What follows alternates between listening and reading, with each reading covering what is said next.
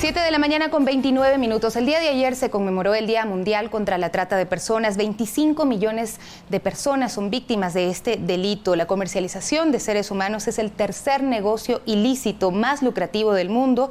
Las bandas criminales obtienen hasta 150.000 millones de dólares anuales producto de este delito, según las Naciones Unidas. Y nuestro país no está exento de esta realidad. Entre 2017, enero de 2017 y julio de 2019, un total de 332 víctimas de trata de personas se han registrado, según el Ministerio del Interior.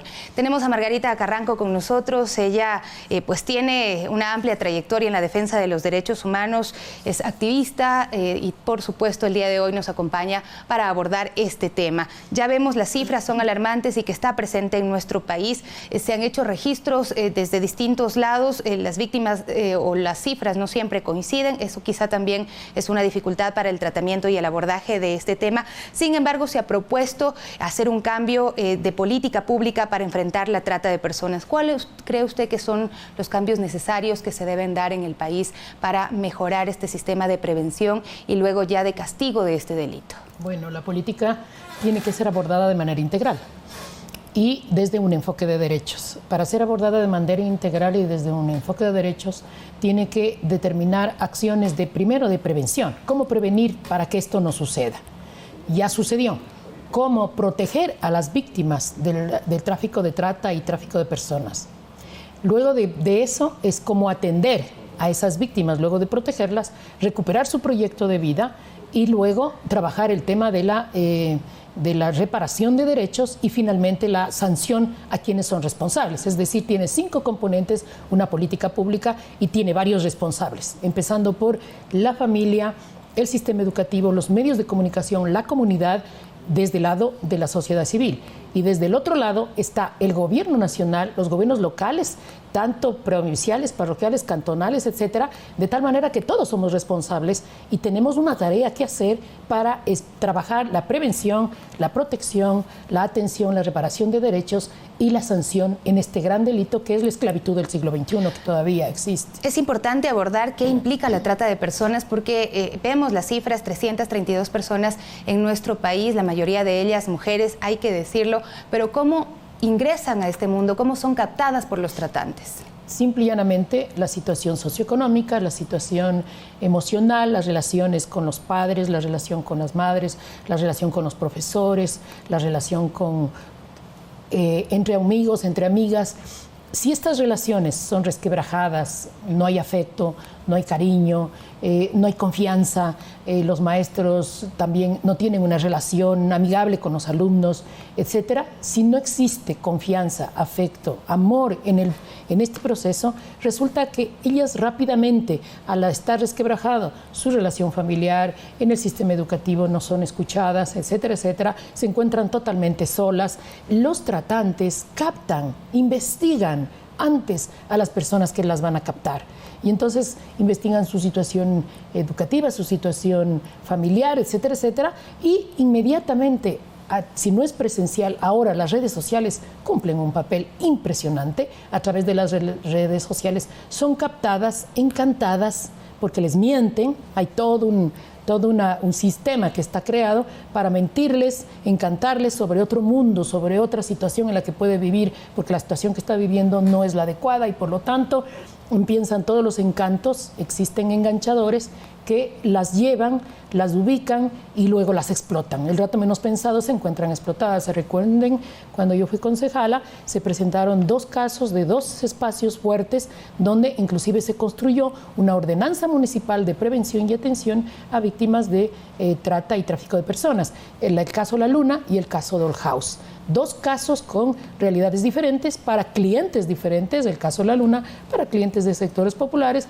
y el Doll House para gente de clase media alta, la mayoría colombianas que vinieron engañadas, buscando ellas trabajo, mejorando su condición en estos procesos migratorios, terminaron en una casa en la Floresta o en la Vicentina, no recuerdo este rato, esclavizadas, escondidas, hasta que una de ellas salió y denunció ese caso. Entonces, son engañadas, la mayor parte de ellas son engañadas, y las redes sociales cumplen un papel importante en esto, y que hay que tener cuidado, y la policía especializada en el tema de trata y tráfico tiene que estar pendiente y estudiando e investigando cómo funcionan estas redes y cómo trabajar la prevención para que las redes no capten a las víctimas de trata. Usted hablaba de un tema que hoy está mucho más presente, y es el tema de la migración. ¿Cuánto ha abonado los procesos migratorios irregulares que se están dando en este momento para que se consoliden estas redes de trata en el mundo entero y por supuesto en nuestro país? Bueno, el tema migratorio no existe solo ahora, ha existido toda la vida y son forzados. Tuvimos migración colombiana forzada por todos los conflictos, digamos, de la guerrilla, y ahora tenemos a la población venezolana, etcétera, etcétera. Contribuyen, porque muchas veces hay, digamos, somos ciudades más de paso que de estadía en el tema del tráfico de personas y la trata. Muchas veces nuestro país es un puente para salir, cuando hay facilidades al menos en temas migratorios. Yo me alegré el día de ayer, María Paula, como ministra, están tratando de organizar de mejor manera la ley de movilidad humana.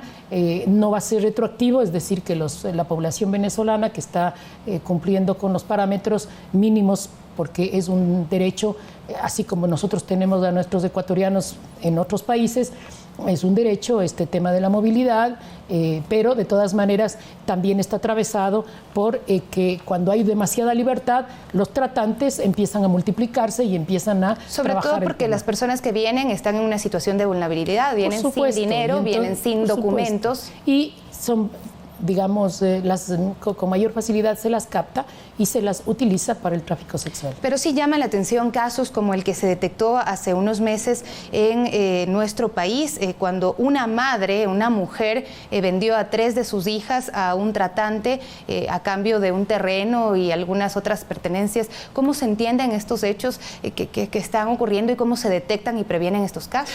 Tuvimos también, en la época que yo estuve de concejala, también la venta de 2 hijas en Santo Domingo de los Colorados a un tratante. También hubo un caso similar. La pérdida de valores, la pérdida de principios, el amor infinito que uno debe tener a los hijos no puede llegar ni siquiera por límites de situación socioeconómica. O sea, así estés en la crisis más grande, tus hijos tienen que ser protegidos todo el tiempo, pero desgraciadamente la ausencia de estos principios, de estos valores, de este amor infinito que uno puede tener a la vida, hace que muchas personas también utilicen a sus propias hijas. Teníamos el caso de una persona que distribuía, entre comillas, arroz, digamos, al mayorista. Tenía a su hija en un cuarto aparte, que era víctima de trata por su propio padre. Pero son los casos más frecuentes los de explotación sexual, pero existen también otro tipo de casos de explotación. De explotación laboral, hay muchísimos casos igualmente, niños, niñas, adolescentes, jóvenes que son captados, llevados a otro país para explotarlos laboralmente y ganar dinero de esa manera. También el tema del tráfico de órganos, la pérdida de niños, la desaparición de niños para el tráfico de órganos, también eso es otro tema. Temas inhumanos que no pueden permitirse. Entonces, yo creo que aquí el mensaje es, sí, ¿desde cuándo tenemos este tema? Preguntémonos, autoridades nacionales, locales, familia, medios de comunicación, comunidad, ¿qué estamos haciendo por el tema? Porque se pierde un proyecto de vida. Cuando yo dirigí y presidí la Fundación Nuestros Jóvenes y me dialogué con varias de las chicas en el hogar en la mitad del mundo, es de escuchar los dramas humanos, la pérdida de un proyecto de vida.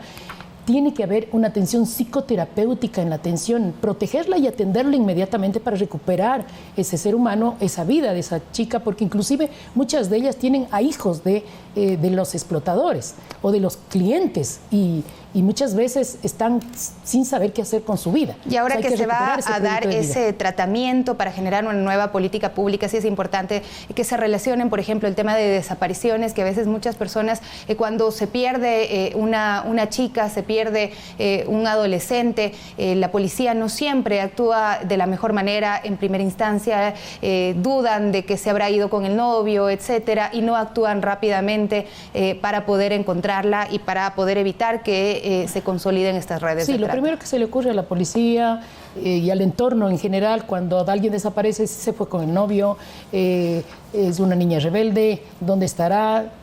En algún lado ha de estar, etcétera, etcétera, pero no se dan cuenta que el gran porcentaje de la desaparición de las chicas, también hay un porcentaje de chicos, adolescentes y niños, del 17% de la totalidad de tratantes, porque también hay un tráfico de adolescentes y de niños también. Entonces, siempre viene a otra especulación, cuando la primera especulación, inclusive para atenderlo de mejor manera, con la policía especializada, es el la peor fiscalía escenario. especializada, hay que pensar en el peor escenario. Y muchas veces han sido rescatadas y descubiertas y han estado en situación de trata y tráfico dentro del país o fuera del país. Muchísimas gracias por acompañarnos el día de hoy. Es importante abordar este tema y que también en nuestros hogares nos replanteemos los riesgos a los que están expuestos nuestros hijos. Margarita Carranco, activista de derechos humanos, con quien cerramos el día de hoy nuestro espacio de Primera Impresión. A ustedes gracias siempre por permitirnos acompañarles a través de Pública FM, Ecuador TV y Gamavisión. Hasta pronto.